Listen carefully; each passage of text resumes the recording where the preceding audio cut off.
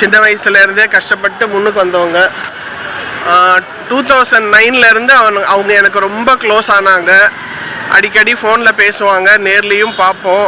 இப்போ நிறைய சொல்லுவாங்க அவங்களோட லைஃபு, அவங்க கஷ்டப்பட்டது, அவங்க எப்படி ஒரு தொழில்னால் எப்படி இன்வால்மெண்ட்டாக இருக்கணும், எல்லாமே அவங்க எக்ஸ்பீரியன்ஸை சொல்லுவாங்க.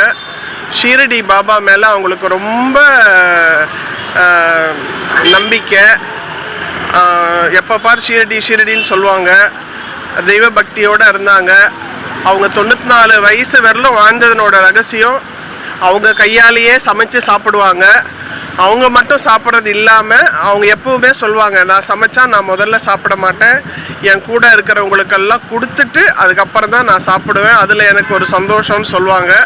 அந்த நல்ல மனசுக்கு கடைசி வரலும் ஆரோக்கியமாக இருந்தாங்க. ஒரு 2-3 நாள் தான் ஹாஸ்பிட்டலில் இருக்க வேண்டிய நிலைமை வந்தது. பட் வரலட்சுமி நோன்பு அன்னைக்கு நல்லபடியாக அவங்க நல்ல வைகுண்ட பதவி அடைஞ்சிருக்காங்க. ஒரு விதத்தில் மகிழ்ச்சி. ஆனாலும் இவ்வளோ பெரிய ஒரு லெஜெண்டை நாம் இன்றைக்கி இழந்து நிற்கிறோம். அவங்களோட குடும்பத்தாருக்கும் என்னுடைய ஆழ்ந்த இரங்கலை தெரிவிச்சுக்கிறேன். திரையுலகத்துக்கும் என்னுடைய ஆழ்ந்த இரங்கலை தெரிவிச்சுக்கிறேன். எல்லாம் வல்ல இறைவன் அவங்கள நல்லபடியாக வச்சுக்கணும்னு சொல்லிட்டு நான் வேண்டிக்கிறேன். நன்றி.